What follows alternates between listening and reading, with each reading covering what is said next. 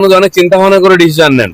কিছু উৎপাতিয়া বিদেশি পয়সায় যারা নাচানাচি করছে এরকম লোককে নিয়ে রাহুল গান্ধী আর কিছু আন্দোলনজীবী লাফালাফি করছেন, কদিন পরে ঠান্ডা হয়ে যাবে।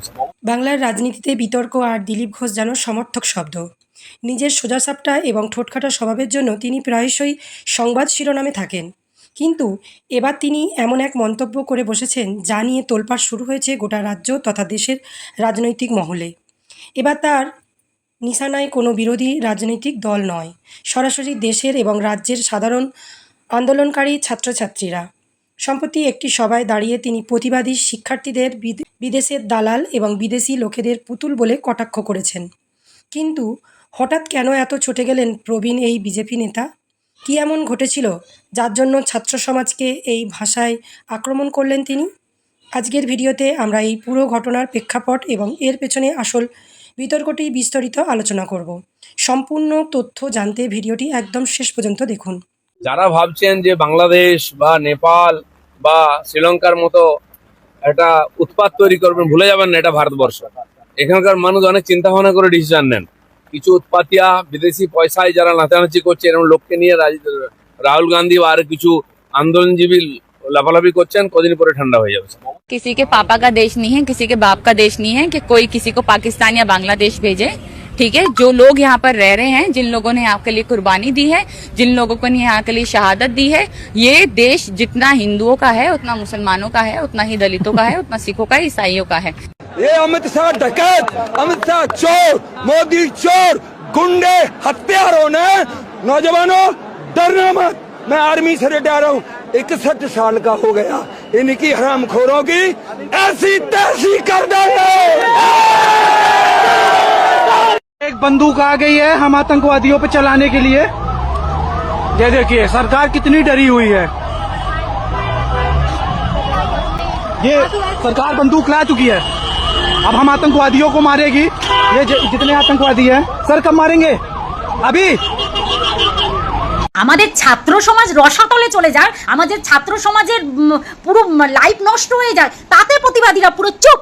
হ্যাঁ আমরা প্রতিবাদী, প্রতিবাদী মাই ফুট। তোরা প্রতিবাদী না, তোরা অ্যাকচুয়ালি তো আগেও দেখেছি যারা রেপ করে তাদেরকে মালা দেন, আজ যারা রেপ করে না। ঘটনাটি বুঝতে গেলে আমাদের একটু পেছনে তাকাতে হবে। আপনারা সকলেই জানেন বিগত কিছুদিন ধরে নিট পরীক্ষার অনিয়ম এবং প্রশ্ন ফাঁস বিতর্ককে কেন্দ্র করে সারা দেশ জুড়েই ছাত্র সমাজ ক্ষোভে ফেটে পড়েছে। দিল্লির যন্তর মন্তরে অল ইন্ডিয়া স্টুডেন্ট অ্যাসোসিয়েশন এবং বিভিন্ন ছাত্র সংগঠনগুলির যৌথ মঞ্চ বা সিজেপির ব্যানারে লাগাতার আন্দোলন চলছে।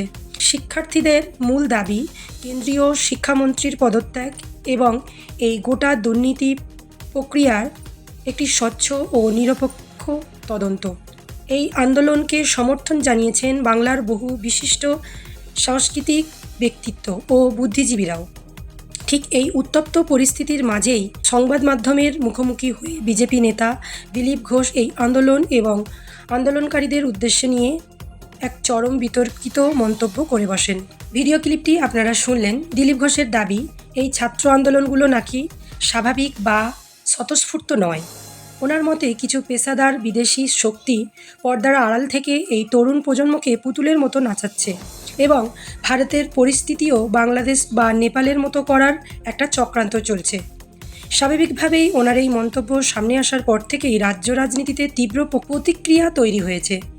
বিরোধী দলগুলোর দাবি বিজেপি সরকার নিজেদের ব্যর্থতা এবং পরীক্ষা ব্যবস্থার দুর্নীতি আড়াল করতেই ছাত্রছাত্রীদের দেশদ্রোহী বা দালাল বলে দাগ দেওয়ার চেষ্টা করছে।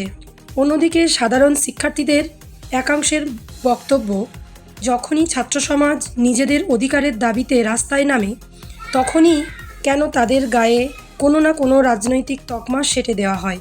একজন প্রবীণ রাজনীতিবিদের মুখে দেশের ভবিষ্যৎ তরুণ প্রজন্মের প্রতি এই ধরনের শব্দ প্রয়োগ কতটা যুক্তিযুক্ত তা নিয়ে ইতিমধ্যেই বড়সড় প্রশ্ন উঠে গেছে। তবে রাজনৈতিক বিশ্লেষকদের একাংশ বলছেন দিলীপ ঘোষের এই ধরনের কড়া বা আক্রমণাত্মক মন্তব্য কিন্তু নতুন কিছু নয়। এর আগেও যাদবপুর বিশ্ববিদ্যালয়ের ছাত্রীদের আন্দোলন নিয়ে ওনার করা মন্তব্য বা বিভিন্ন সময়ে বিরোধীদের উদ্দেশ্যে দেয়া ওনার কড়া হুঁশিয়ারি চরম বিতর্কের সৃষ্টি করেছিল। অনেকেই মনে করছেন রাজ্য রাজনীতিতে নিজের হারিয়ে যাওয়া জমি পুনরুদ্ধার করতে এবং লাইমলাইটে ফিরে আসতেই তিনি আবার তার চেনা আক্রমণাত্মক ছকে ফিরে গেছেন। কিন্তু শিক্ষাক্ষেত্রের একটা এত বড় কেলেঙ্কারি বা স্ক্যামের প্রতিবাদে যখন ছাত্ররা রাস্তায় বসেছে, তখন তাদের এই ধরনের তকমা দেওয়া কোনোভাবেই মেনে নিতে পারছেন না সুশীল সমাজ। গণতান্ত্রিক দেশে প্রতিবাদ করার অধিকার সবার আছে। ছাত্র আন্দোলন সবসময়ই যে কোনো অন্যায়ের বিরুদ্ধে একটা বড় হাতিয়ার হিসেবে কাজ করে এসেছে। এই পরিস্থিতিতে দাঁড়িয়ে দিলীপ ঘোষের এই মন্তব্যকে আপনারা কিভাবে দেখছেন? ওনার এই দাবি কি আদৌ সত্যি, নাকি আন্দোলনকে কালিমালিপ্ত করার একটা রাজনৈতিক কৌশল মাত্র?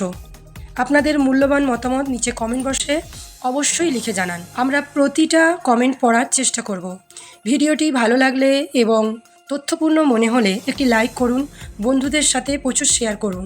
আর হ্যাঁ, রাজনীতি ও সমসাময়িক ঘটনার এমন আরও নিরপেক্ষ ও বিস্তারিত বিশ্লেষণ পেতে আমাদের চ্যানেলটি এখনই সাবস্ক্রাইব করে পাশের বেল আইকনটি প্রেস করে রাখুন।